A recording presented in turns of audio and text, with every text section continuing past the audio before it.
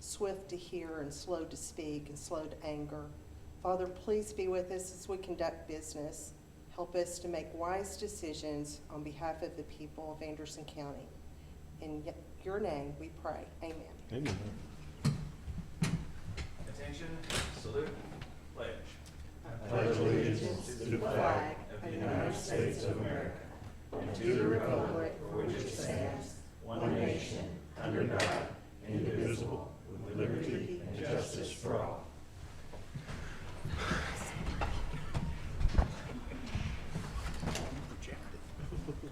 Thank you. Next, we have the approval of the agenda. So moved. Second. A motion second, no changes. All in favor say aye. Aye. Motion passes unanimous. Next is appearance of citizens. Anyone like to come before this committee? Seeing none, we'll move on to Shayla Wilson, Executive Director of ASAP. Update on ASAP. Discuss on the options for vape shops.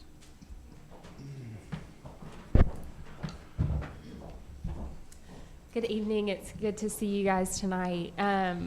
We wanted to come and talk to you guys and give you an update on what we're seeing at ASAP and start doing a quarterly update for you all. So this will be our first one, and then we'll be back in July, and then we'll come quarterly to do updates, particularly around our overdose deaths here in Anderson County, but also different emerging substances that we're seeing in the community, including our vape shops. And so I will turn it over to our prevention coordinators and let them give you specific updates. But the update I did want to say is we've seen 27 vape shops in Anderson County. So there are 12 in Oak Ridge, 8 in Clinton, 5 in Oliver Springs, and then 1 in Rocky Top and 1 in Norris. And so I will let them talk a little bit more about that, but want to see what we can do as a community to kind of come together and start discussing some potential zoning issues around all of these vape shops opening, particularly on Charles Severs Boulevard, there being so many so close together, and see what our options are with that. But I'll let them update you guys on different substances. All right.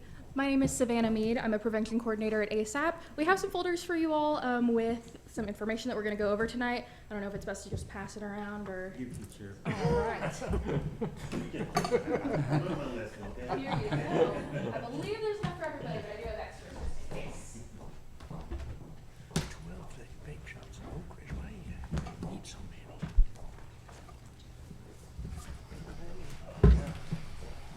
Maybe I'll open one.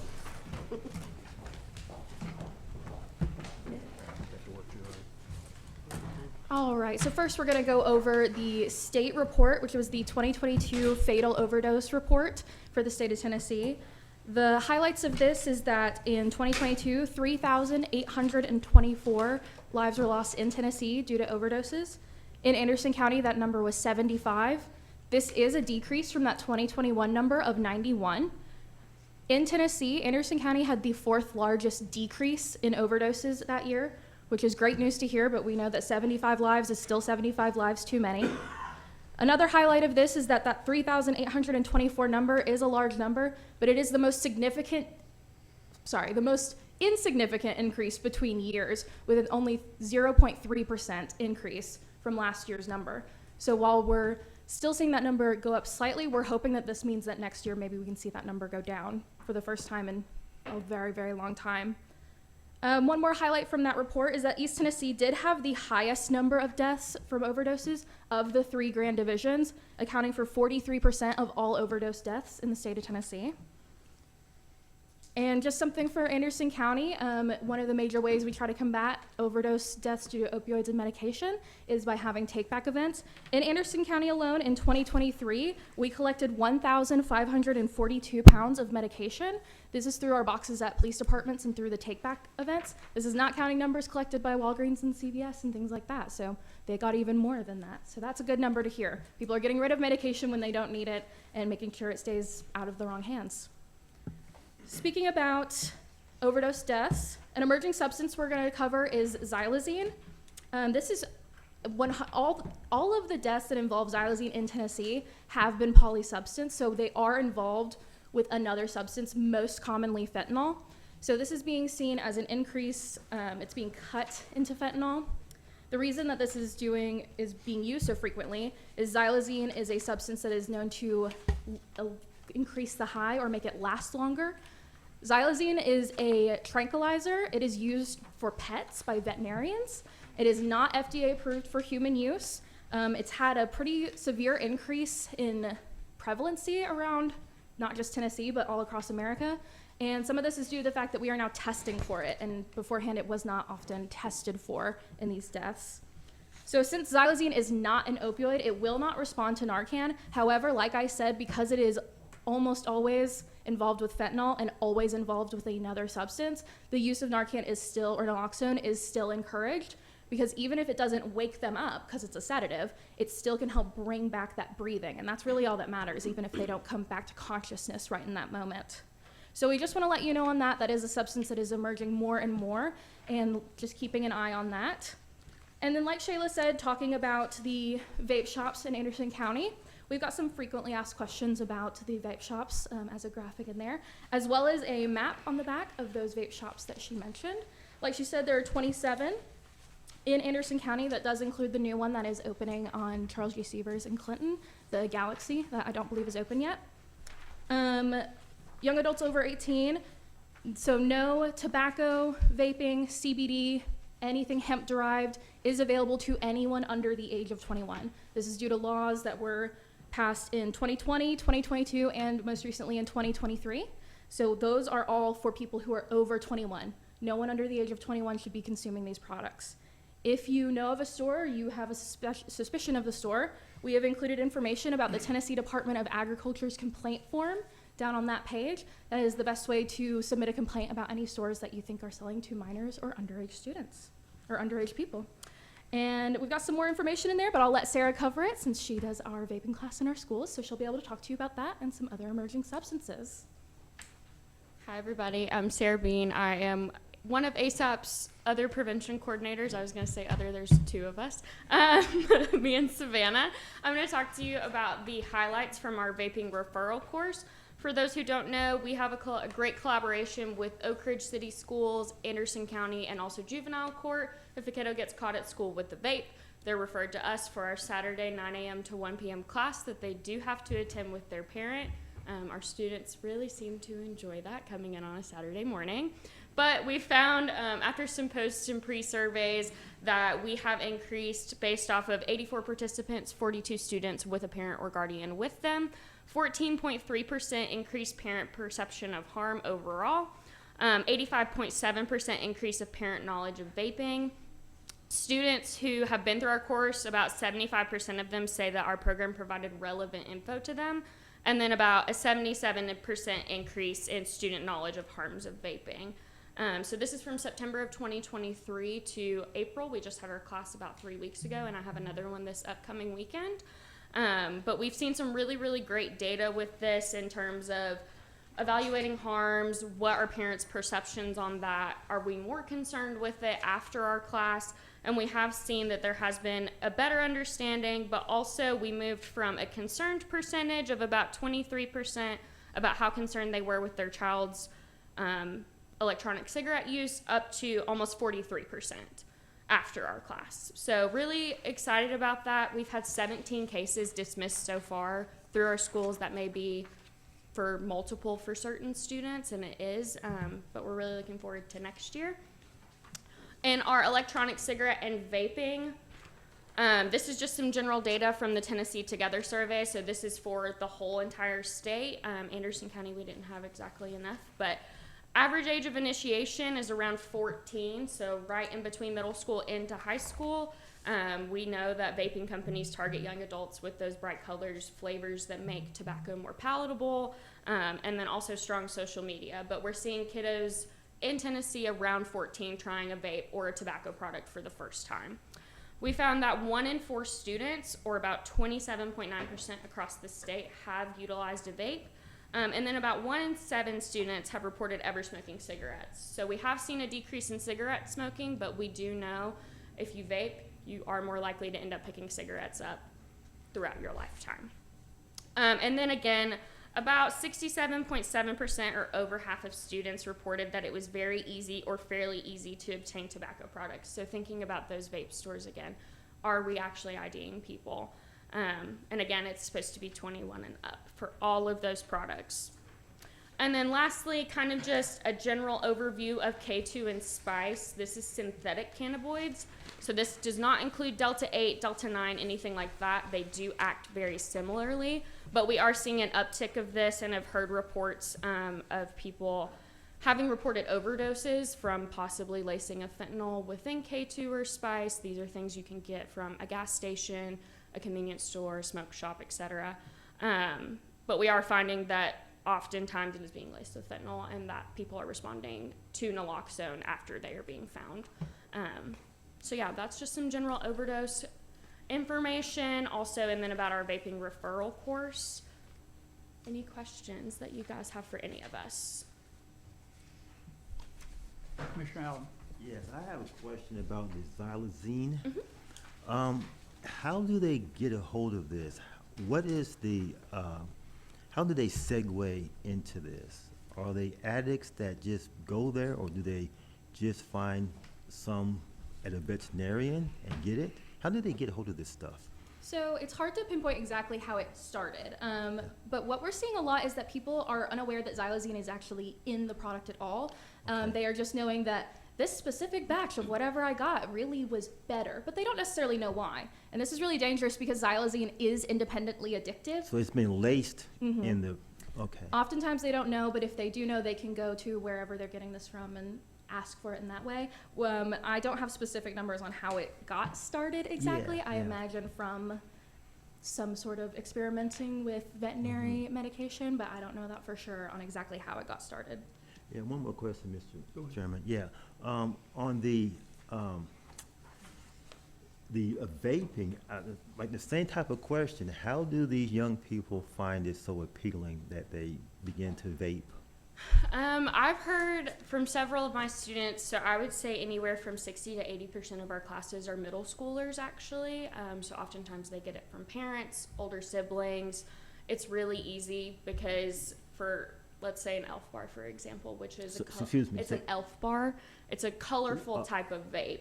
Elf Bar. like Yes. an elf, like a dwarf? Yes. Elf yes. bar? It's the brand name. Okay. But they use those catchy names or colors or flavors to make it more palatable. But oftentimes these kiddos are getting them from friends at school. They'll pick them up from their parents if their parents have them around the house.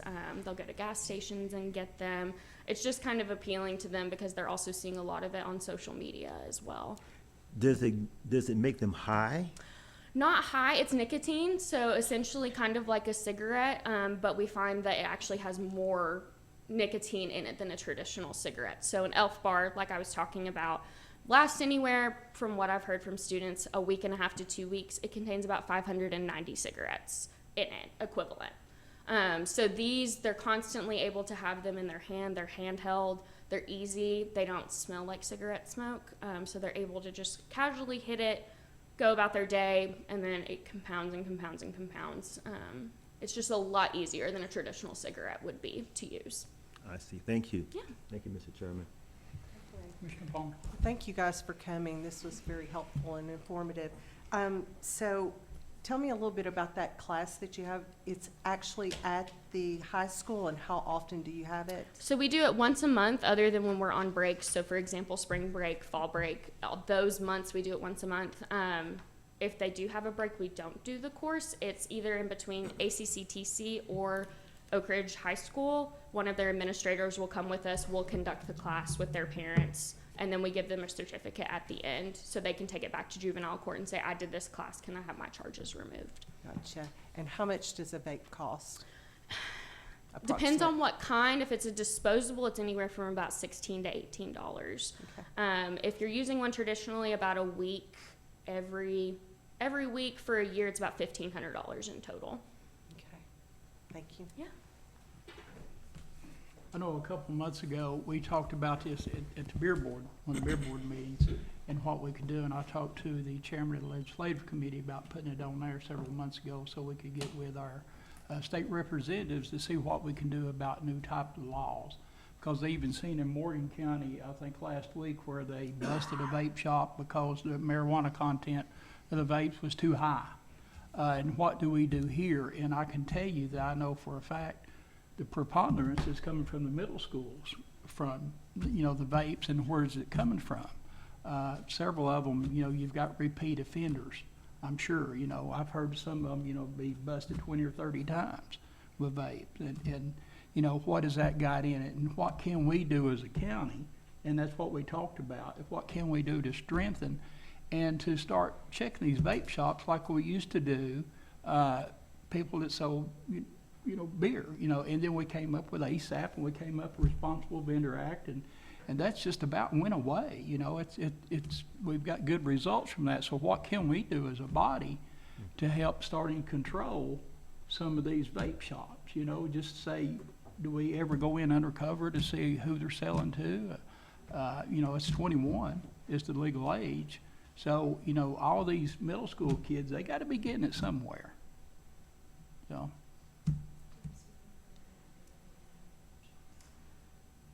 Yeah, so I can talk a little bit more about how at least from what students have told me who are willing to tell me about what they get from vape shops, oftentimes they aren't being ID'd or checked to be ID'd. From what I have heard, they know certain people that they can access where they know that they can go to. They will not have to be ID'd, and the vape shop attendant probably won't care if they understand they're under the age of 21 or not. Okay, and Jay, you can probably talk about this because it's against the law for a parent to give alcohol to a child. So I think that this should go under the same ruling. I would think, but I think this is something, these are enormous numbers, and we set in a position where we can do something about it, or at least, you know, make a great attempt. Have y'all seen any of these shops out in the county? It looks like they're mostly located in the municipalities. Yes, I don't think we've seen any that have been out in the county as far as I know. That's what I was thinking. Yeah, that's what we talked about during the beer board, that have to be in the That's right. municipalities and, you know, the legislators to, you know, come up with something and pass it on down to the police That department. means it's probably gonna have to come from the General Assembly. Yeah. Just to do this body. So, Mr. Chairman, what about the zoning options? Was there something to report on the zoning? Have you talked about that? About as far as where a vape shop can be located? Okay, is that what this is on the agenda? Mhm. Okay. So that would be in the cities, not in the Yes, ma'am. county? Okay. Do we have any more questions or comments? Commissioner Wandell? Thank you. Appreciate y'all coming tonight. What type of programs do you have that are targeting the advertising to these young boys and girls, young women and men, to let them know about the dangers of vaping? Yeah, so specifically in my class, unfortunately, you know, all of these kiddos have already been caught with the vape. But for me, I mostly capitalize on how they are marketing, because oftentimes with these tobacco companies, the younger that you get started, the more likely you are to be a lifelong customer. So I try to really capitalize with them that you are being manipulated. This is what's happening. You are being directly marketed towards because they want you to have your money. They want to have your money for the rest of your life. In terms of in school, we do kind of talk about the dangers and talk about it with them, but in terms of direct, that's kind of what we do, is just make them aware that there are marketing tactics happening that are specifically targeted to them. And how do you do that? Do you go to the school system to set that up, or what? I mostly do it in my class directly when I'm talking about, so we have a section where parents and students are both together, and then the students split off and we have a conversation about why they may be utilizing a vape, what are the root causes for why they feel the need to have nicotine, and we talk about it then, just the different tactics that they use, the shapes and colors, and the different kind of brain chemistry that it targets whenever we're utilizing those. Yeah, we have, in all three of our high schools, we have our Youth Ambassador Coalition, which is a kind of a club that they can join, and we're starting to put them in our middle schools. We're looking to get some going in kind of a pilot program. We've already partnered with Healthy Hawks at Clinton Middle School, so we'll be going to them at least once a month, and we'll be able to touch on things like those marketing tactics, and also talk with them about being community leaders, how they can help share that information that, you know, you don't want to be somebody that they're manipulating. You can make your own choices. So going forward, we'll definitely be bringing a lot of what Sarah's vaping presentation actually, just kind of bits and pieces of it to those programs and to those students who are in those clubs, and hopefully expanding to one day all of our middle schools. Thanks, Savannah. It just seems to me that the younger generation, for some reason, thinks vaping's safe. And I'm seeing more and more of it around, and seeing more and more young people walking everywhere with it in their hand, just vaping. And if there's anything we can do, I'd like to help. That's all I'm saying. Yeah, there was I don't know if you all remember this, there was a media campaign not too long ago that actually promoted vaping as a safer alternative to tobacco smoke. And we've talked about this a lot internally, and we've talked about it kind of nationally with some of our partners, that a lot of that messaging is still lingering, that it is still a safer alternative even though it isn't. And so, you know, trying to create programs like we have with our vaping class, but also partnering with Coordinated School Health in all of our school districts to do things like our YAC program, but also putting posters in our schools to provide additional information and education to them. And then media campaigns, obviously, are things that we can do to target our youth and parents in the community as well. Thank you, Mr. Chairman. How many kids did you say you had in your classes at schools? We've had a total of 42 with 84 total, and we have, I believe 7 coming this upcoming weekend. And do you survey them as far as how they get, is it a sibling or a parent? Or Most of the time it's either sibling or they'll get it from a friend who by chance has it at school. These kids that we're seeing, they're the ones who are getting caught versus the ones who know how to hide it or not hide it. So oftentimes it is friend, or occasionally we'll get gas station or vape shop, depending on the area. Commissioner Allen? Yeah, is there any correlation with vaping and the students' grades?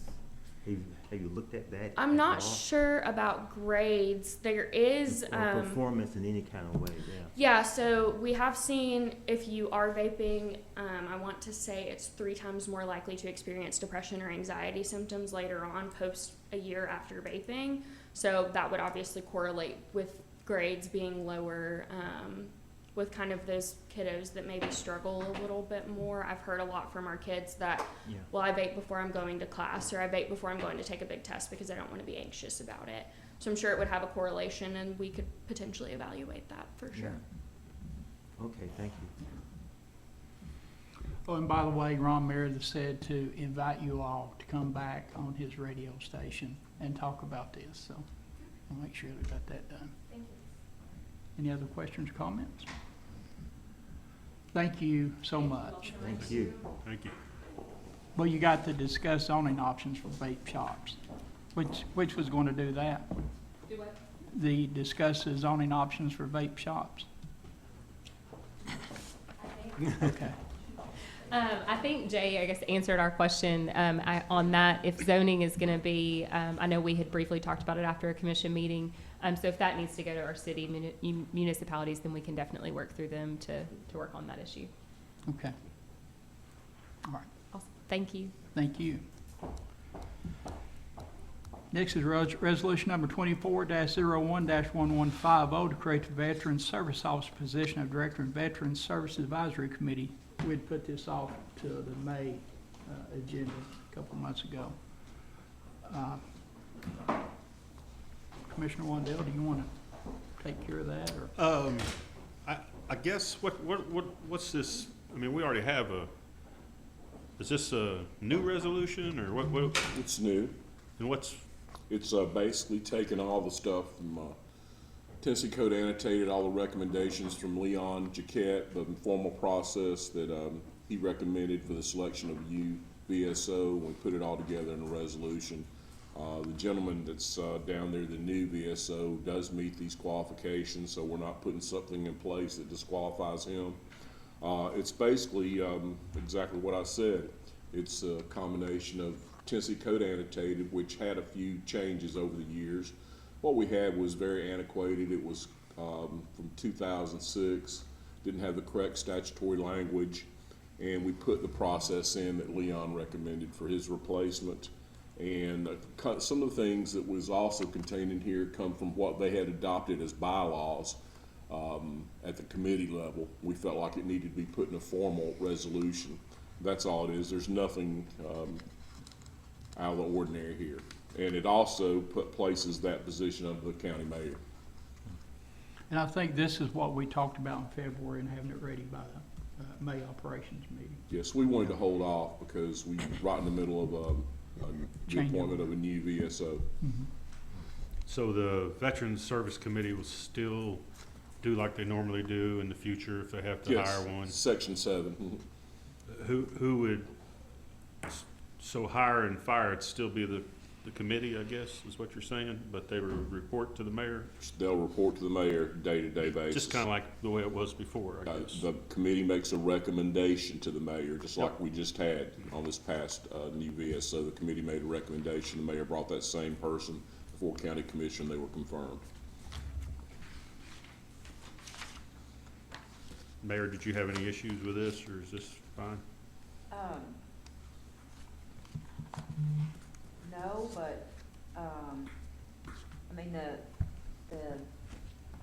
VSO is definitely, I mean, this resolution points out the statute that it's definitely an appointment of county commission. It's your sole authority, and the statute is cited in there. So, I mean, as far as day-to-day, I guess just for hours or things like that, I mean, it just says in here that the county mayor shall assist as requested by the Board of Commissioners. So I think that would just be part of, I don't know how you want to do that, but it is under statute strictly this, you know, I can come up here and, like we did in the hiring process for Mr. Nation, I can represent you all, and make the presentation, but it's commission's authority. Okay. And so if something, of course, I'm just looking down the path, if something negative happened, and I don't anticipate any problems with the gentleman we have, he's doing a great job. No. How would that process work if we wanted to terminate? Would Come that, to the committee level. and then, but the mayor would still have some say-so, wouldn't she? She can assist in that process, is the way I interpret the statute, but basically, the committee makes a recommendation, the county commission would have to make that determination. And then likewise, if the mayor, for whatever reason, has an issue, and she came to the Veterans Committee and said, hey, I've got these concerns, we could take. Of course, the way I understand it, Mayor, and correct me if I'm wrong, he had been turning in his time to you, and Yes, sort just of for, a de facto supervisor? yes, and like if he was off sick or had to be out of the office or close the office or things like that, so, yeah. If you're Yeah. okay, I'm okay, I mean. Yeah, I mean, I guess the only thing, like when he hired on, I think just from an administrative standpoint, you do have to have someone sign that. And, I mean, like in Scott's particular case, when it had to go to payroll, I just, you know, as the mayor, signed that document. Right. So as long as we've got clarity on that, so otherwise it would need, who would it need to be? The commission chairman, and I don't think commission can employ, so from that technical standpoint, I'm not over that person, but it is a day-to-day Right. for those purposes. Well, I signed something too, so I don't know what, but, I don't know, maybe as we can pass this and then if we need to modify it, the mayor, I think, needs to have to be involved in some fashion. And she is, don't get me wrong, Jay, I mean, I'm just, to her point, I didn't know whether I was supposed to sign that document or not, you know, for his payroll and stuff. I mean, I was told yes, so as the chairman of the Veterans Committee, I did. But I'd liked it better if we both had a place for a signature on there, you know, but that's just a small thing there. Okay, it's no problem. I agree with you, that it's a little unclear. The last section 8, where it says the Board of Commissioners shall be the sole entity with the authority to hire and fire. That's in the statute.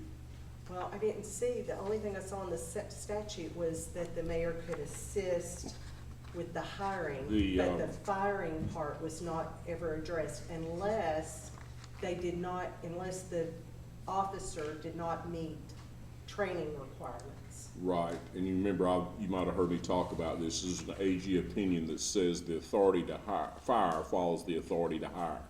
Okay, So that's what we're dealing with. It would take, if you're talking about termination of the VSO, it would take county commission approval. right. This is one of those specific areas of the law where the county commission is the sole body that has that ability to employ this person. Okay. So, and did you cite that AG opinion, or is that in here? No. Okay. I'm just thinking if we get 10 years down the road and we're not here, you know, if that comes up, the issue of firing the officer was to come up, would we know what process to follow? Would we know what to do from this resolution? So could it be the committee could recommend it, the mayor could recommend it, the board of commissioners could recommend it? It could come from either, but the bottom line is it would have to be approved by this body. Okay, so it That's has what's to go different through. about this position. So it would come, and is It it could come simple from the majority? committee chairman, it could come from the mayor, and say, hey, we gotta make some changes down here. Okay, But it's gonna have to be approved by the county legislative body, okay, would it be a simple majority, or, simple majority. okay. Is there any way we could clarify that a little bit in section 8, just a little bit more than just the sole entity with the authority? I mean, we could pass it and you could, a revised resolution, or like an opinion or something, whatever. All right, what did you wanna add to section 8? Just, what it Maybe would just like take. a footnote, like with that AG opinion, would That would work, and just, Just whether it's a clarifying. simple majority, a two-third, you know, because there's, Well, that,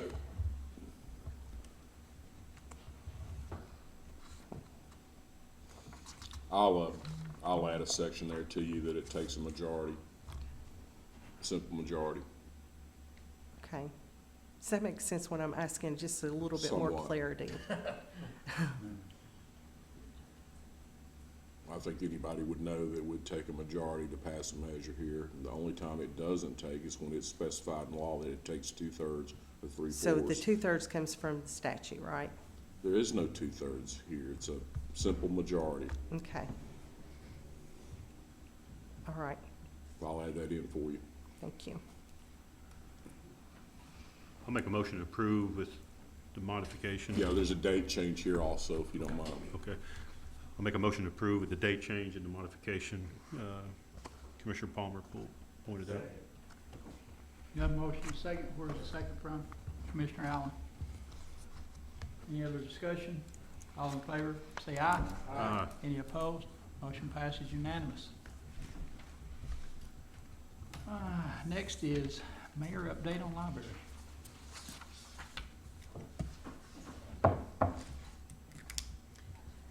Thank you, Mr. Chairman.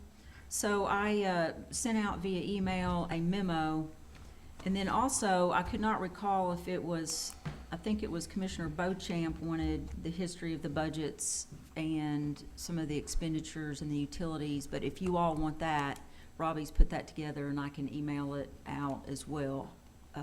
But I thought that was Commissioner Beauchamp on budget. But whatever you want on that, in that regard. So, just to kind of walk you through this, basically, as I state here in the first sentence, the library issue is a little more complicated than I first contemplated. And I think there are, we've been clearly operating, under a system that we've arrived at. But going forward, in order to clarify, I think there are several decisions that should be made by the Anderson County Board of Commissioners.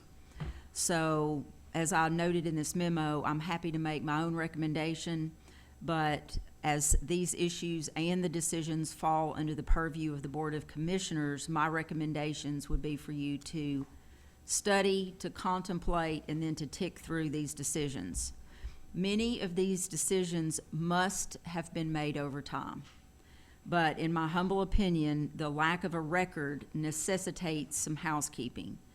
And so like the old adage, good fences make good neighbors, formal documentation of county decisions makes for good operations. Law Director Jay Yeager has covered many of these very same issues at the library board meetings and some at operations committee, and I have leaned on some of his research. So one of the critical sources of confusion revolves around a lack of historical records. And I have reached out, like I was speaking with the Clinton City manager. They have a lack of information. It just isn't a place that we have been able to find. So is the Anderson County Library System a county library system? It does appear so. If you look in a lot of the historical documents, you'll find references to a library system. You'll find references to the word branches. Is the library system one that operates under TCA Title 10, where Anderson County is jointly funding the library system or jointly operating the system? And without the historical records, we do know what we're doing now, but not the why, not the what should we be doing, or what the proper agreements or documentation is. So documented and agreed upon structure is the core, and this is all my opinion, of course, the core decision gate for the Anderson County Board of Commissioners. And this needs to be made in consultation with an agreement of the cities of Rocky Top, Norris, and Clinton. I mentioned last month that I reviewed a lot of the historical comprehensive financial audits. Those audits indicate we were operating the system as a special revenue fund. And this is where the cities contributed and the county. And so if you look in your package, you'll see like a 1987 from the Special Revenue Fund list. It says this fund is used to account for the countywide library system. This activity is primarily funded by contributions from various municipalities. In 1994, I included in your packet some of the audit notes. They did reference a contract in operating the library system. In 1995, you'll see several audit findings there of the library board that speak to them at that time having a greater level of independence than you see now. So from everything we know and understand from our own insurance and in time, just minutes of the library board, it appears that the capital assets like buildings are owned by the cities, that of course with the exception of the Briceville Library that's owned by Anderson County. Now in doing research in various counties across Tennessee, there are different structures. For instance, Blount County has a Blount County Library. Their board minutes indicate a reliance on the Blount County Finance Department, on their purchasing department, but also on the city of Maryville. They have a lot of donor organizations there if you go and pull up their website. Sevier County has a library system. They have a main library, which is the King Family Library, and then they have two branches, Kodak Branch and Seymour Branch. Putnam County operates in a similar manner. They have a Putnam County Library, then they have a Cookeville library, a couple smaller libraries. And the city of Cookeville, I think they appropriate like $330,000. The county handles some, and then the two smaller cities, in looking at their budget, I couldn't really, their budgets were so small, I could not flesh out what those contributions are. Some counties only contribute to the library board in the community. For instance, in Roane County, their budget document denotes a $25,000 contribution to the libraries. In checking with their finance director, she indicated that they had contributed $20,000 to the library board, but some officials are looking to make these donations going forward to the individual libraries. So they have Kingston, Rockwood, Harriman, instead of just a general donation to the library board. Some systems are wholly operated by the library board, and that board manages both the public and private contributions for its operations with fully transparent revenues, expenditures, and structure. For instance, Jackson, Madison County. So I have here a couple of action items. One is just to continue doing some historical work on all the libraries. For one, it's very important just historically, not just to get things right for today, but when we want to celebrate milestones or look back on the history of Anderson County, it's important that we somehow track all this information down. And then another is to determine if Anderson County wants to limit joint activities to joint funding with the municipalities. And that, I think, would take, working with the cities on how they would want that framed. And then, of course, working with the law director on that.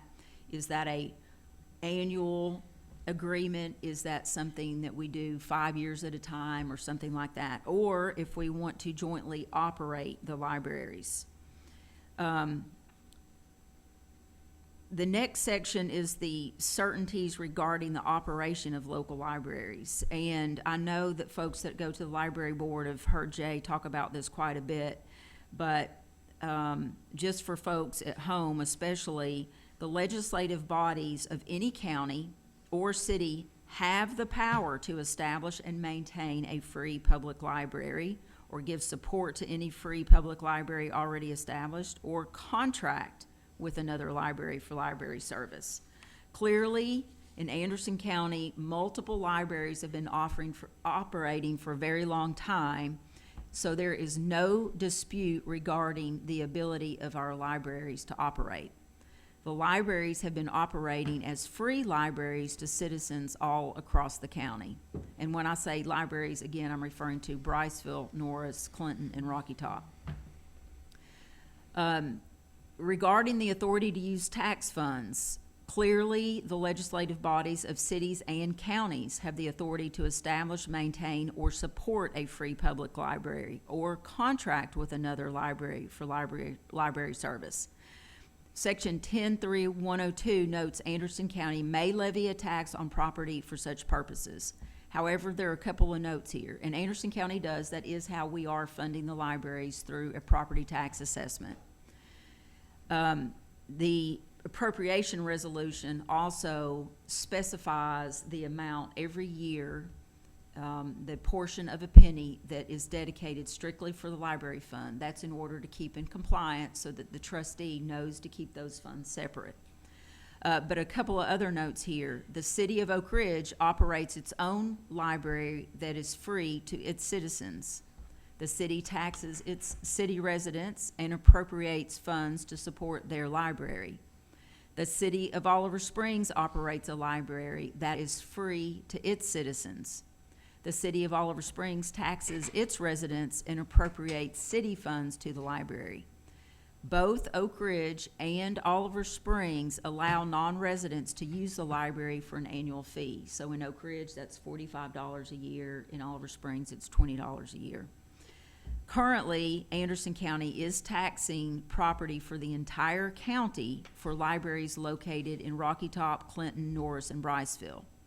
Oliver Springs citizens, Oak Ridge citizens are being taxed at the city level for their own respective libraries, and also taxed at the county level for libraries outside of the cities.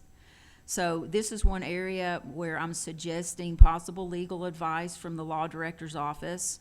2CA addresses this authority to tax, but it also says if a general countywide tax levy is made for this purpose, the county trustee, as I referenced, keeps the funds raised separate and apart from all other tax funds coming into the trustee's hands, and makes quarterly distribution of the same between the library board and the governing body of the free public library of the city or cities within the limits of the county. Legal advice is encouraged in order to clarify this distribution process and any recommended documentation for how the funds are being managed or should be managed.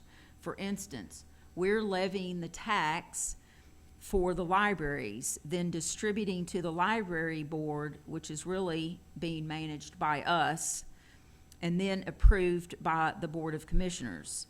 So should every transaction as we do be approved by the Board of Commissioners, or does it end at the distribution? Or do we need to have an agreement that Anderson County is acting as the fiscal agent for the library board of directors? Because really that's where the authority lies.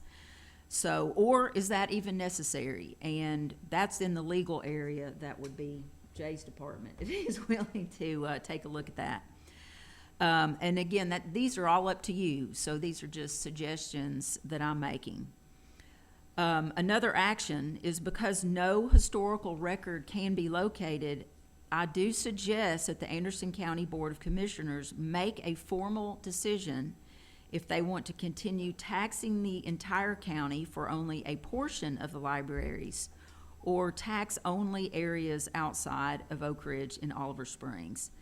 And you can do it, it's just, it probably should be a decision gate where it's recorded for historical records. Authorities and responsibilities of the library board. The library board has clear authority, and under TCA 103104, they have the authority to direct all affairs of the library, including the authority to appoint a library administrator, and I have that in your packet.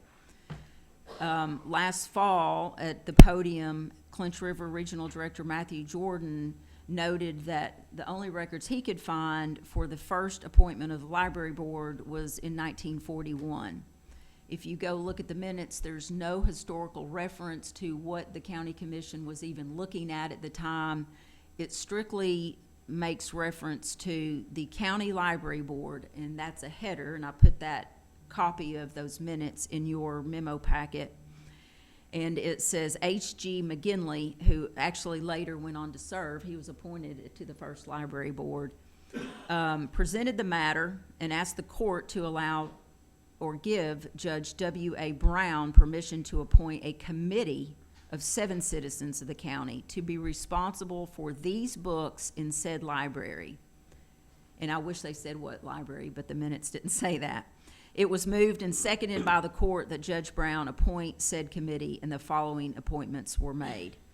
And I put that in your packet for you to see, and I've gone back as far as 1922 and haven't located anything. I only looked forward up to 1945, but I will continue to look there. Like the first action item, again, I think it's important to continue doing the historical work on this. Primarily, it's important to have the history of the libraries, that we can also celebrate former trustees and have the continuity of who served on these boards over the years. Another action item is to consider a structure that clarifies the authority and independence of the library board. And so in your packet, and I have hard copies for this if you all would prefer, the Jackson, Madison County, it's on your iPad, but also if anybody wants this. Yeah, Okay. my iPad won't download. Okay. I'd like to kind of walk you through this one, only, not to say this is what we do, but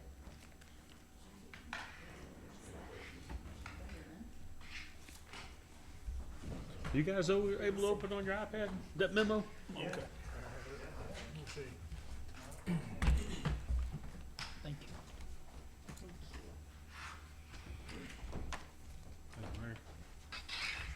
you. Yeah, I got. You want a heart? Yeah, everybody's got one. How'd you do that? Can't tell you, it's a secret. Okay. I'll pay you later. so what I wanted to point out on this is if you look at Jackson, this is the Jackson Madison County Library. And these are their financial statements from their audit from June 30th of 2023. And if you go to page 10, you'll see they've got the revenue there, and it says Jackson Madison County Joint Appropriation. And then it goes through the rest of their funds. If you go to page 11, and the reason I'm showing this to you is this is a good model for, it helps everybody. It goes back to how we operate, goes back to understanding the structure, the authorities, the agreements. So the first note in their financial statements are, the Jackson-Madison County Library is jointly funded by the City of Jackson, Tennessee and the County of Madison, Tennessee. There are no other governmental units which are considered component units of the library. Then note 2, the library operates under a board of trustees form of government and provides the services of a public library, and it goes on. The reporting entity, the funds related to the library are controlled by the library's board of trustees. If you go to page 12, the library reports the following governmental funds. The general fund is the library's primary operating fund. It accounts for all financial resources of the library. And then they get into the permanent fund.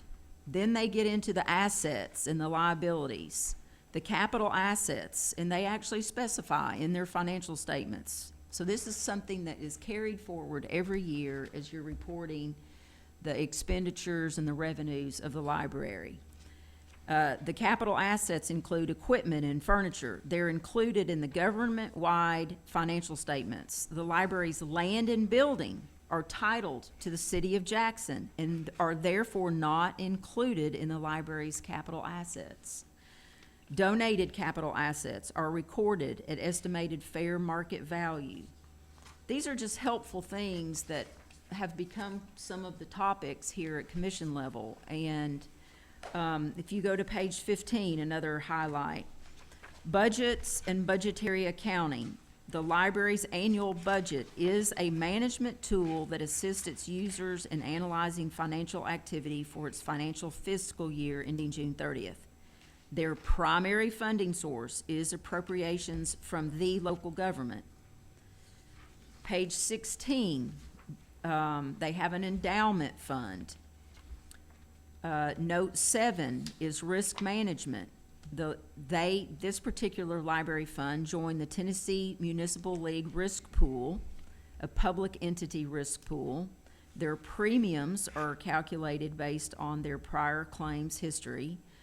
Currently, there's kind of a separation. You have the cities insuring some things, you have Anderson County insuring others.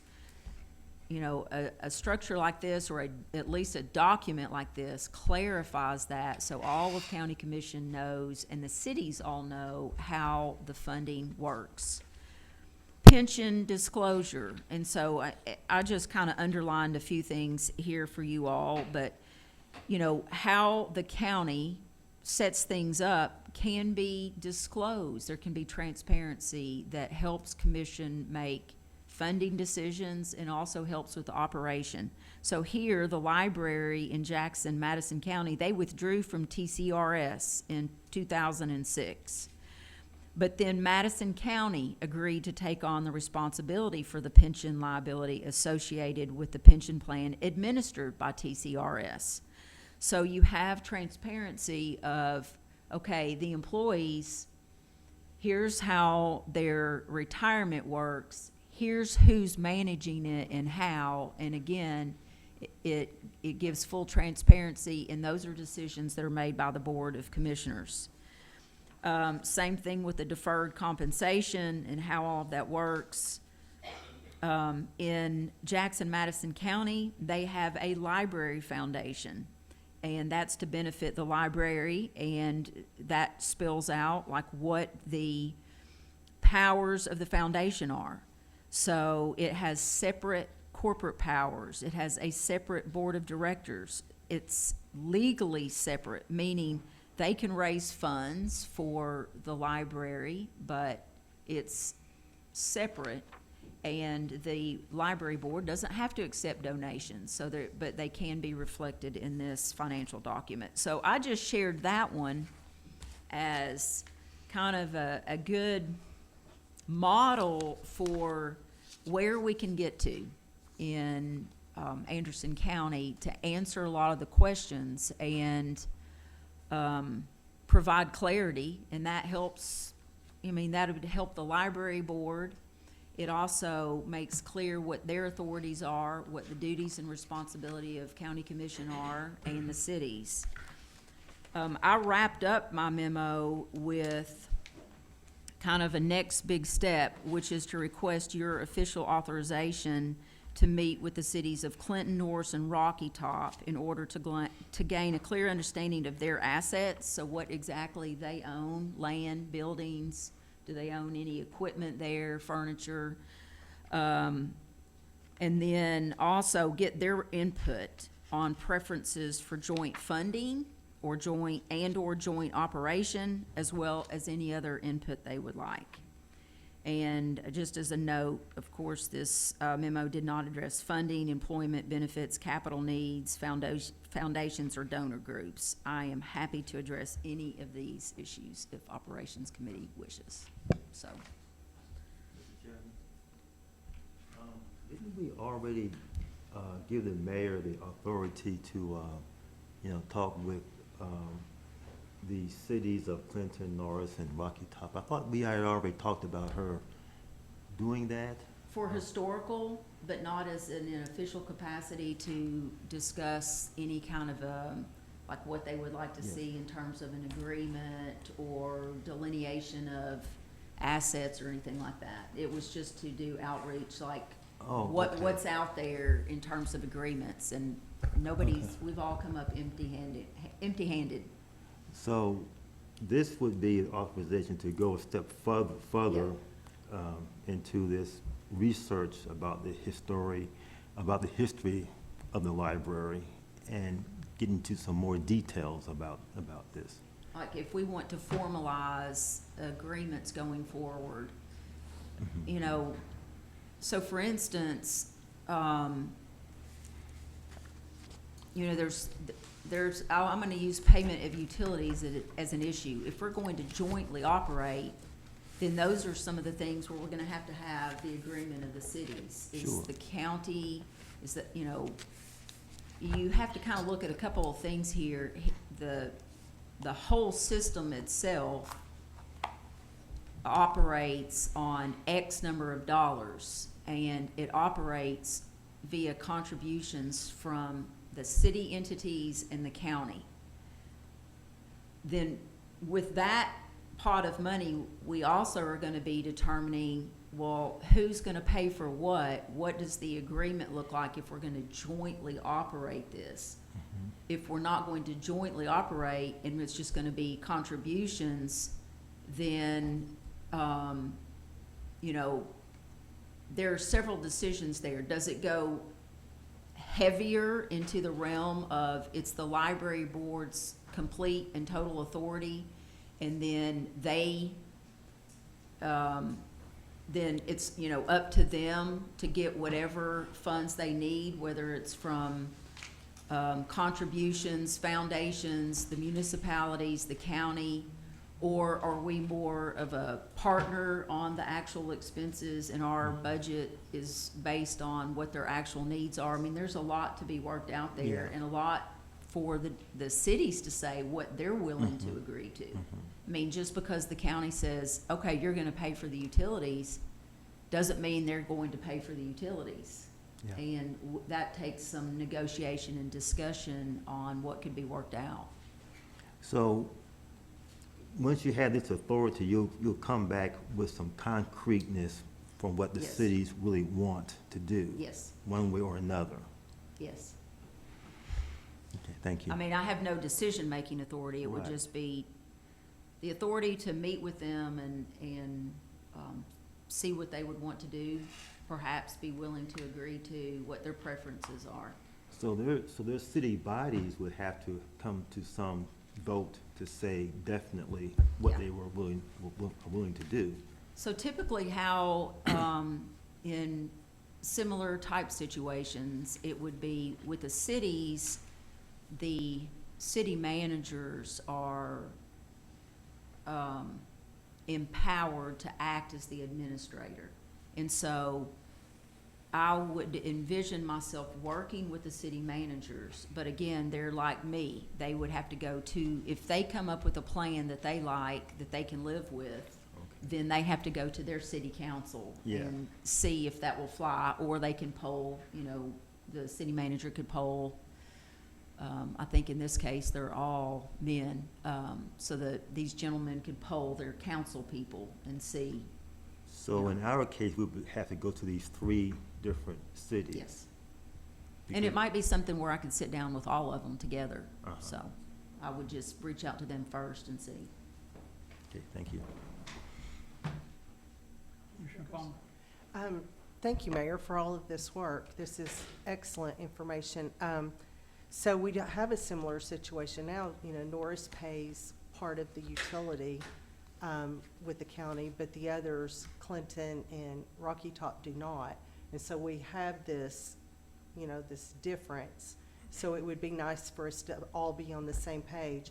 I really like how this is detailed. That's kind of what I was referring to, or kind of getting to with the veterans resolution, is having some context and some details as to how we got to where we are. And so for future elected officials, they can read it and they can say, this is how we do this is why we did it, whatever. But who prepared this document? Was that? Huh? It's an auditor. This is an The audit? Madison, the Okay. Jackson, Madison County? Yes, Yes. that's, Okay, and so this that's is their provided audit.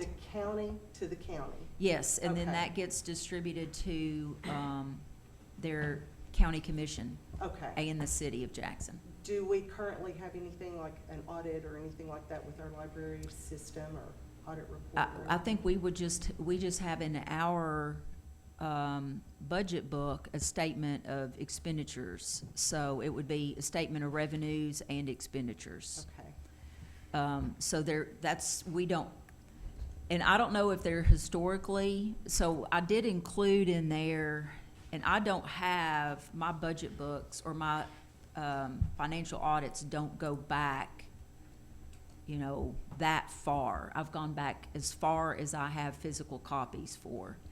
And so for instance, I put in there just a few pages. This was when, the comptroller was Snodgrass. I can't remember what his first name was. William Snodgrass? So I put in there as an example, when Comptroller Snodgrass wrote, I didn't put his letter in there, but the schedule of findings for the Anderson County Library Board. And you'll see the board doesn't have, general liability insurance, and you see the management. So the management response, that is your library board. right. And then finding number 2, inventory of fixed assets. The board completed a detailed listing of equipment and furniture. The recommendation, the board should place a property tag on each asset. And then management said they're basically leaning on Anderson County government to implement a computerized fixed asset system. So that was their answer. And so I think just what's happened is there was, and I have no proof of this other than me looking at an audit finding like this, at saying it appears they were operating much more independently, more like Madison County or the Jackson-Madison County, and then over time it's probably leaned more and more on the Anderson County management of things. Okay. So, I mean, that's just, and I don't know if anyone else has any other insight there, but when I go back and look at the 20s, for instance, all that is referenced in the minutes, when they pass the annual budget, you would see, a very small amount that says library. It never denoted, was that the library that was used for the attorneys that would come in, because there's always been a requirement that they have to have access and the public have access. But in 41, you do see a library committee set up of 7. And Which included Oak Creek? Yes, it did. It had, yes. Really want to see that. That's why. I can add a little bit to this. That's why the things that the mayor's bringing up is why County Commission went back and did that resolution back in, I forget, 06, 07, something that brought all those employees under the county. They at that time, they had to comply with all our policies, such as purchasing, fixed assets, and things like that, all our financial management stuff, and that's been the way we've been operating ever since. All governmental entities have to have an audit every year.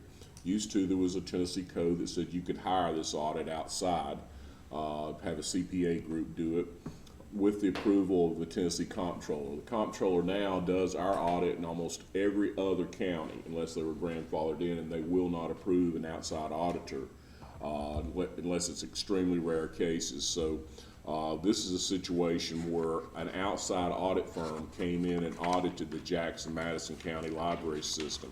And this is nothing more than an auditor's report. If you look at any auditor's report done by a private company, it's gonna have these general ideas, these general captions in here on how it's funded, how it operates. That's just a normal auditor's report. We are audited each year by the Comptroller's office. So if there's a problem with the financial affairs of the library system, we would have a finding. And that finding will go to the audit committee, and the report comes back here to the county legislative body for closure on that audit. But as far as I know, has there been an audit finding, Josh, in the library system? Not that I'm aware of. Okay, I can't recall one either, but that's what this is. Yes, this is good information, but this is how Jackson-Madison County operates, and this is an outside third-party auditor. This is nothing unique. This is the way they do audits. If you've seen an outside audit before, it's set up in the general format as this.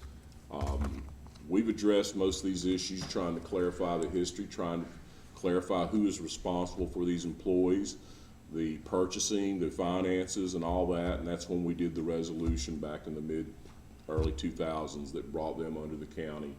And I'd like to clear this up, and I think the first step is a motion that will allow the mayor to go out and negotiate with these cities, and let's get it together and get it done. It's been 4 or 5 months or longer than that, since we've been dealing with this issue, and I'd like to clean it up, and the first step would be allow the mayor to go out and negotiate. Mr. Chairman, I'll make that motion. I'll second that. It would be to authorize the county mayor to meet with the cities of Norris, Clinton, and Rocky Top in order to gain a clear understanding of their assets, get their input on preferences for joint funding and/or joint operation, as well as any other input that they'd like to offer. So that will be the official motion that I make. Okay. There was, I think that you talked about 3 action items that would need to be addressed in that. I mean, you don't have to do a motion on those. I mean, if you just informally, continuing to do the historical work. I mean, I can continue to do that. It doesn't need a motion. Mayor, I have a question Yes. on that. Do you have someone to help you with that? You said a staff member. Do you have a staff member or someone that can Well, help you with Zach that? doesn't know it, but I would be hitting him Okay. up in the archives. All right. Okay, thank you. Volunteered to help the mayor also on this. Okay. And she asked me about it, and I said, we're glad to help her in any way we can. Okay, great. Did we include the action items in the motion just to make it clearer that she had the authority to kind of include the action items? There are some, though, that I think you're gonna need feedback. So for instance, determine if you want to limit joint activities to just funding or operations. Some of those things, or the taxation, we're past all of that this year, but, maybe next year, when we get more of this input and information about the joint agreements, you make a decision. Do you want to continue taxing the whole county, or do you want to just do the unincorporated part? I mean, Sure. That doesn't have to be done now. You Right. need more input. But if we just go with the motion that Yep. I've made, that can get you started. You can Yes. come back with more. Yes. And, Yep. and then that way we'll know what the cities can and are willing and able to do. Yeah. And then we could proceed from there. Just don't pin her down with specific items, just all things necessary Yeah. is what she needs. And, she knows how to do it. Commissioner Anderson? Thank you, Mr. Chairman, and I'll support this motion to reach out to the cities. I know we get, I think part of what made that resolution you brought from Commissioner McCamey fall apart was getting hung up on the utilities. Norris pays their utilities, but they bill us quarterly for half because the buildings houses two things. It's got the library and it's got a museum. All three cities contribute money, so I guess they could all make the case that we all pay the utilities. You just take it out of that pile of money, but I think Norris is the only one that it's in their name and they pay it, but they do bill us for half of that since it's in the building. I guess my biggest worry with this is if we try to shift more of a financial burden onto the cities, I don't think Rocky Top can really afford to pay more. I think they contribute a lot for what they're able to afford. And if they were faced with having to close that library, that does serve a lot of the county outside of the city limits. Medford and that whole end of the county really uses Rocky Top. So I'll support this. I'm just concerned about asking a lot more of the cities to pay. Thank you. Anything else? I don't think so. Okay. All right, all in favor, let it be known by saying aye. Aye. Any opposed? Motion passes unanimous, and Commissioner McCamey is at home watching. He had some issues that he couldn't be here with us tonight. Remember him in your prayers. Okay. Thank you.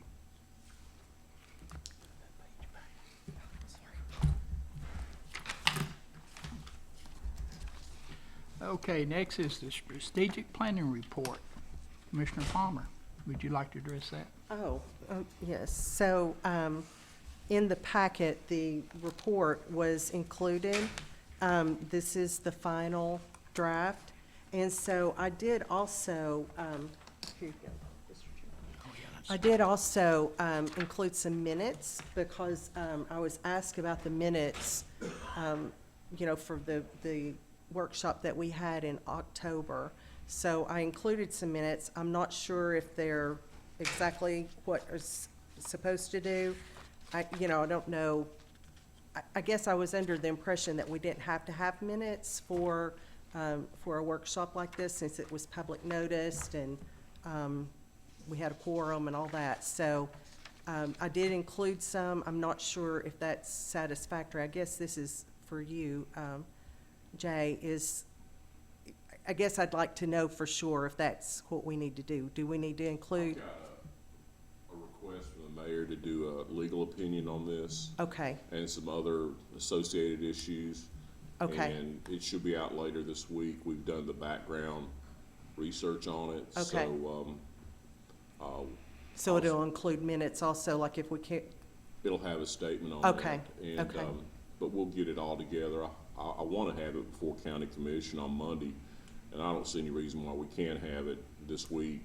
The Okay. majority of the research is done at this point. We All just right. got to compose the opinion, and I believe we can get it done this week, and that'll help you. If there's any corrections that need to be made to the format of the minutes, which really, there isn't any obligation there other than what our county commission rules are, other than that we have to have minutes. But if there's anything I think we need to add, I'll let you know. Okay. And, we'll move on from there. all right. But we'll have more guidance on this whole issue by the end of the week. All right, well, thank you. So I included what Kathy Price had come up with, and it's pretty much what was said, what was done. It's pretty detailed, so it's included. So I hope everyone got a copy of it. If you have any questions or anything, I don't know if I can answer them or not. I've got a question. On the SWOT analysis, I know you explained to me how that came up is you had a board and during the conversation, she listed these items on the board and then as an importance to the commissioners that was there, they put their sticker on there. So that's how the strengths and weaknesses was actually came up with. Yeah, rated, I guess, Rated. yeah. Okay. part of it's called a SWOT analysis, and it's just like a brainstorming, time to brainstorm, and you just throw everything out there that you think of that might be a strength, that might be a weakness, that might be a threat, you know. And so they were on the board, on the wall, and then commissioners had stickers, and they just kind of rated what they felt like was important. And then she took how many had the most stickers and put those, Yeah, I've been in listed those. some meetings with, I think it was Mitch Loomis, and he does that type of technique, and it works. Yeah, I think It he's the works. one who came to the second workshop from, Yeah, that's yeah, right. yeah. And there'll be some questions that I have, but I'll wait till full commission, you know, when everybody's here Sure. to get their input, because, you know, those, you know, it's not just fair to ask questions, them not be here. So, True. anybody got anything on this, or? Yeah, Mr. Mr. Chairman, I guess what I'd like to know, I've read through it all, what is the end goal here? I mean, are we gonna continue this effort? I think we're $8,500 in to this point. Not a lot of money, but it's $8,500. Where are we going with this?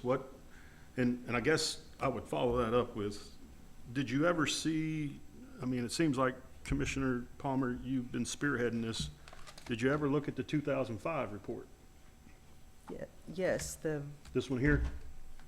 yes, that was in, what Jay gave, yes. Okay. I mean, I did not read that entire document. You can see Well, this one's quite smaller. It's pretty comprehensive, and it was done in 2005. I didn't get on commission in 2006, but I did go back to this a couple times when I first got on commission, and it gave some good information, and I think it still does. I realize it's kind of old. I think it was maybe $165,000 at the time. It might have been more. I don't know. I didn't ask the cost. But I think, as Chairman Isabel pointed out with our good friend, and I wish him well and prayers for Commissioner McCamey in his health. We have CTAS, and it's free to us. And I just don't, one commissioner, I don't want to spend any more money on anybody else, regardless of how cheap it may seem. It's still a cost, and we have this CTAS, which is available to all of us commissioners. We have a regional person that we can call, and they're out throughout the state.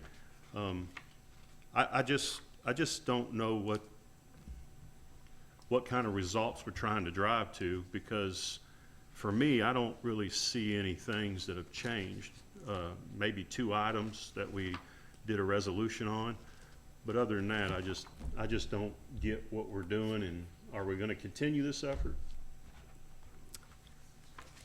Mr. Well, Chairman? Yeah, I think that's, and that's a good question, because where do we go to from here for this report? And there's a couple of things in here that maybe can be taken up by other committees, like where it talks about with having a joint workshop or meeting between planning commission and full commission.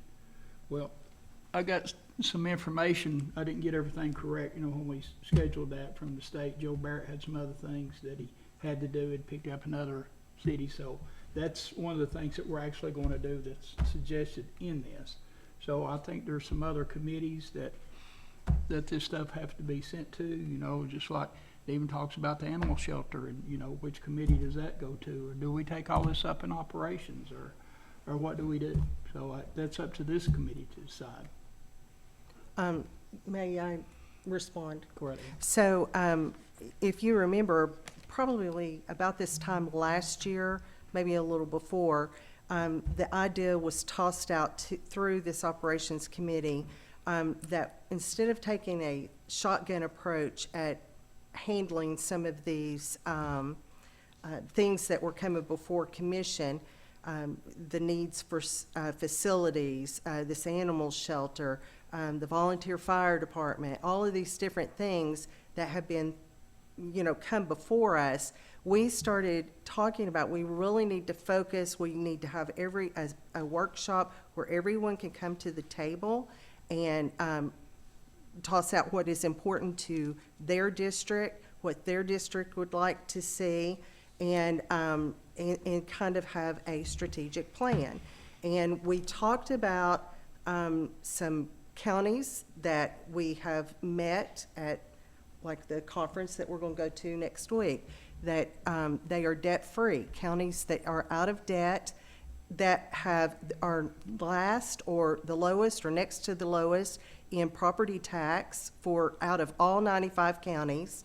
And we wanted to look at them and see how they were doing that, what they were doing, and maybe see what we could learn from them.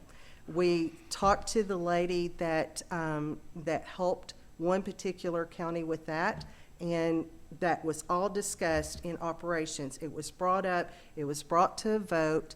Do we want to do this? Everyone said yes, they do. The only reason I spearheaded it is because I talked about it and thought it was a great idea. This is not my plan. This is not my, I'm not the impetus behind this, or maybe I am the impetus, but it was all of us that agreed to do this. So we had a workshop in October, and what we wanted to do was prioritize. We wanted to come up with the top priorities, and everyone would have input into it.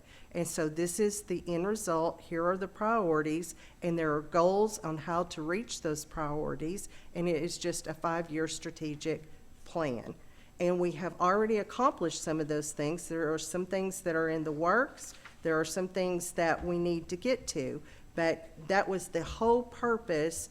And this plan will do no good if we set it on a shelf and we don't look at it. If we do this in 2005 and we don't ever look at it again, it's not going to do any good. We've got to work the plan. So when we start making decisions on what we're going to fund, what we're going to change, or resolutions were changed, whatever, when we start looking at doing that, we need to think about what we all came to the table to and said that we wanted to do, what our priorities are. So that's what this is it's what we said. There was 10 commissioners at the first one. There was 11 at the second one. As far as I know, all but 3 commissioners were able to attend. So it is more than the majority of the input from commissioners. That's where we're headed. We've got to work this plan. If we don't keep this in mind, then we can just set it on a shelf and we can say we've wasted that money. But we've got to work this plan. And we all came to the table and said that this is what we wanted to do. This is the final product. So I hope that answers where we're headed with this. We're not going to head anywhere if we stick it on a shelf. But if we work this plan that we all talked about, then we can accomplish all of these things that are listed on page 10, 11, 12, 13. Mr. Chairman, I voted for this plan initially. I went to the second meeting. I didn't make the first meeting, and I didn't make the third meeting or second meeting, however it's called. I was approached via telephone by Commissioner Palmer on what I felt was the most pertinent issue going into I'll call it the second meeting. The first meeting was 2 days, the second meeting was 1 day. I didn't make the second meeting because prior to the second meeting, I was contacted and asked if I thought this was pertinent. What issue would you want to see resolved? Of course, people knowing me, it was the Animal Shelter Board was most pertinent. The item wasn't even discussed. We have committees in this local government that we use. Several of the things that were just mentioned, animal shelter should go to the Animal Shelter Committee. That's all we have. We brought a resolution from the Animal Shelter Committee after nearly 2 years of discussion, and it was shot down by many around this table. And that's fine. They have the right to do that, and they can give the reasons why. But at the end of the day, it failed.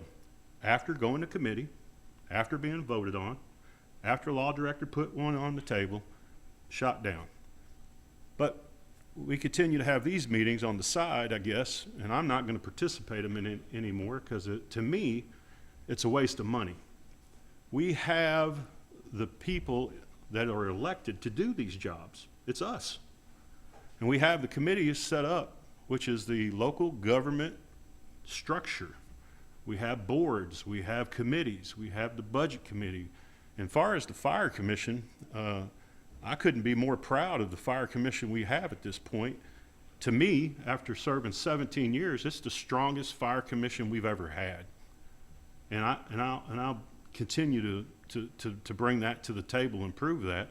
And there was not 197 missed calls by the volunteer fire departments. It was only 97. You know, and how a call starts for fire commission is through the dispatch. So there's step one. But that's a whole nother subject. But if we're going to move away, Mr. Chairman, from the local structure we have of committees, I'd like to know now, because same thing Commissioner Palmer said. I guess if we're not going to go with the plan that she's putting before us, then maybe we need to get rid of all of our committees because they're not valid. I don't want to get rid of any of our committees. I'd like to see our committees keep going. I think there's some committees we got rid of that we should reincarnate, but that's another story too. So I've not seen any real meat to the $8,500 other than the 2 resolutions which we could have done in this committee. And I won't be participating in it anymore. I'm not, you know. We have people at CTAS that can answer these questions, as Commissioner McCain pointed out before. Thank you. I would just like to add there that I did contact CTAS, and they will charge for a specific strategic planning for, you know, targeted for our county. I know one time we had a similar situation. This is back several years ago, and it seemed like that things wasn't getting done or approved out of committees. Because I've always been one to try to, if it comes from a committee, you try to at least get it in front of the full body.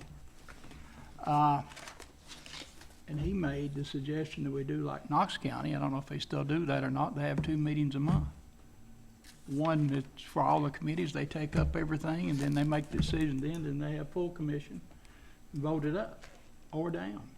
I mean, that's, you know, I think that we need to, you know, always respect the committees and at least get it to the full body for their input, because not everybody can be there, Mayor. I want to applaud County Commission for strategic visioning. And if we look at our Anderson County School Board, we look at other entities around the state of Tennessee, we look at Fortune 500 companies, we look at small businesses. They take the time to step aside as, whether it's board of directors or like the school board that has an annual retreat, you have to set a vision in order to get somewhere. That was the entire point of the session, was to hear input from all of the commissioners. All of the commissioners included the strengths and weaknesses. You have to identify what your weakest points are as a county in order to overcome them, what your strengths are and how you can leverage those to address the weaknesses, what the opportunities are for your county, what the threats are for your county. We talked about one of the threats tonight here with ASAP that was here, addiction being one of those. The point of a strategic session, and much like you see in the minutes of the Anderson County School Board's annual sessions, they are to set a vision. There are only so many dollars. We could empty the entire county coffers on ASAP and prevention and mental health and addiction. But we must divide those dollars into different categories to address different needs and where we want to go as a county. Anderson County has been sorely lacking in the area of strategic visioning, where this body gets together as a group and just talks in a non-microphoned environment where no votes are being taken, and you're getting the feel for what the strengths and weaknesses are and where you want to head. What the facilitator in this session, in both sessions, was trying to point out was, these are your ideas, and if you want to do this, identify some of your priorities. Her job was to encourage the county commissioners this would go through your committees. This goes through county commission committees. How are you going to tackle this? And I can remember her at that first session, one of the first things, the priorities that was set was the radio interoperability project. And she said, okay, who's going to leave this room? Sharing with the commissioners, like, how are you going, she was encouraging commission, how are you going to get this off the ground so that it's not just an idea? And I remember saying, well, we could do a meeting with Commissioner David Perkey. She said, okay, Mayor, you work on that part. You know, other commissioners, you work on this. So we put that first meeting together. There were over 40 first responders who attended that meeting. Then it went through, county commissioners were there, city council people were there, city officials were there, county officials, first responders, chiefs, and out of that came the inspiration where Budget Committee said, you know what, we want to do this. It's bold, but we want to do this, and they made the recommendation. It didn't go outside of the committee. It went through the committee process, but the plan that was put together helped lead to that. And so that was really the only intent, was really more of a training camp for how you set a vision as a county. Otherwise, it's really just individuals coming with their ideas. To Commissioner Palmer's point, the one county that this facilitator has worked at, that county had a massive tax increase 20-some years ago, and their county commission chairman said, you know what, we don't ever need to get back in this position again, where we're borrowing our way out of a crisis, where we're paying a lot of interest out of a crisis. They had a complete turnover of their county commission, and so they initiated strategic planning that allows them, when the budget requests come, to say, you know what, maybe not this year. That's not, this is what our priorities are this year for the county. I don't think it's something that would be $7,500 a year. This year's brush up the plan was $1,000. So you had to start somewhere. So I applaud Commission for doing this. I think it was a good idea, and I enjoyed listening to the majority of the discussion. There was a lot of good input from all, you know, a lot of different commissioners. So I enjoyed it. That's why I wanted to make the importance about the board, where each one of these things Yes. were put up there, and the commissioners actually voted on what needed to be addressed in which order. Yeah. So, Well, Chairman Isabel, we did a housing workshop one Sure did. time, and we did the same kind of thing. And we invited the elected officials and developers and builders to put their votes on we first identified why aren't you building in Anderson County if you're a developer, you know? mhm. Is it the cost of permitting? Is it the utilities? Is it a lack of infrastructure? And then they all went and put their votes on there about why they weren't building here in Anderson County. And you have to have that information to say, well, how do we fix that? And what was the results of that meeting? Well, I've got the minutes. Well, the results were, you can look back to the planning commission, we had Yes. an explosion of residences being built when we were very minimal. And I don't know if it's just a coincidence or what, but once we had that meeting, we went on to the radio and we talked about it in the media. Then all of a sudden, people said, why don't we go to Anderson County and start building, I guess, but it worked. Chairman, I'd like to make a comment about it too. I've been on about 7.5 years now, and EMS did a station study, I don't know, 2, 3, 4, I can't remember now. And nothing had really ever happened. with it. You know, we know where the weaknesses are, we know where it needs to go. But in this meeting, Commissioner Wells said, well, let's work to try to get something done for these weak Oak Ridge stations. I guess stations is the right word. And so today we met with the city manager of Oak Ridge, and they have 2 acres of land that we may be able to acquire from them that we never would have done without that workshop. It would have just languished for the rest of my career here, probably. So we may be getting something accomplished for EMS that never would have been brought up without that. And so that's one, hopefully, win that we might be able to accomplish. There will be others, I'm sure. I think we did that too back in 2011. Commissioner Wandell probably remember that, when we kind of put one together ourselves, and we had a special call meeting.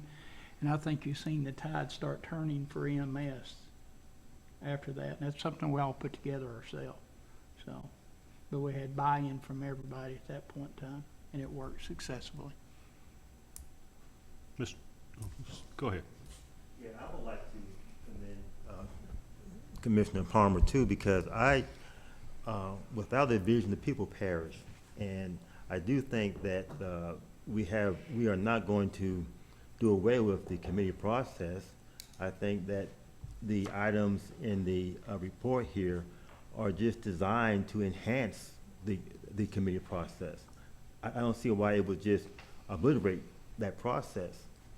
So I do commend this report because, as the mayor stated, it did give people a chance to kind of get together, no microphones, you know, put down the swords and just talk among ourselves, and to really, you know, let people know that each of us have a vision for the county that's honorable, and we got a chance to put that down. And I think the committee process will actually be enhanced because of this workshop. Thank you, Mr. Chairman. I think part of Mayor's comments, and I'm not putting words in your mouth, I agree with you about the meeting that you had set up on the communications. If I recall, the Fire Commission passed a motion to send to the Budget Committee requesting that the radios be purchased. I'm not saying that's the only thing that was done, but it did come through the committee.